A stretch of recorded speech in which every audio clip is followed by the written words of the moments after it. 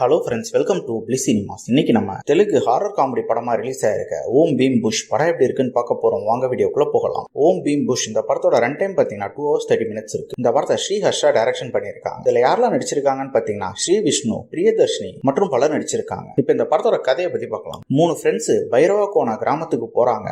அங்க ஊர் மக்கள் எல்லாருமே சம்பங்கி அப்படின்ற ஒரு பேயை பார்த்து பயப்படுறாங்க. அது ஒரு மாளிகையில இருக்கு அப்படின்ற மாதிரி சொல்றாங்க. இந்த 3 ஃப்ரெண்ட்ஸும் அங்க போய் அங்க புதையல் இருக்கு அப்படின்ட்டு எடுக்க போறோம் அப்படின்னு சொல்லிட்டு போறாங்க. அங்க போனதுக்கு அப்புறம் என்னென்ன சுவாரஸ்யமான சம்பவம் நடந்தது, அங்க பேய் இருக்கா இல்ல இவங்க புதையல் எடுத்துட்டு வந்தாங்களா அப்படின்றது தான் இந்த படத்தோட மீதி கதையே. இப்ப இந்த படத்தோட பாசிட்டிவ் நெகட்டிவ் பார்க்கலாம். இந்த படத்தோட மிகப்பெரிய பாசிட்டிவ் பாத்தீங்கன்னா இவங்க கிரியேட் பண்ணிருக்க ஒரு மேஜிக்கல் வேர்ல்டு தான். அது பாக்குறதுக்கு அவ்வளவு நல்லா இருக்கு. நீங்க அதுல போயிட்டீங்கன்னா அதுக்கப்புறம் இந்த படத்துல எவ்வளவு லாஜிக் மிஸ்டேக்ஸ் இருந்தாலும் கண்டுக்க மாட்டீங்க. ஸ்டோரி பிளாட் பாத்தீங்கன்னா இது யூசுவலாவே ஒரு ஹாரர் படம் இருக்கு, அதே ஸ்டோரி பிளாட் தான். ஆனா அதை எங்கேஜியும் எழுதி எடுத்திருக்காங்க. ஒரு தரமான ரைட்டிங்னே சொல்லலாம். படம் ஃபுல்லாவே ஃபன் எலிமெண்ட்ஸ் வச்சு ஜாலியா எடுத்து வச்சிருக்காங்க.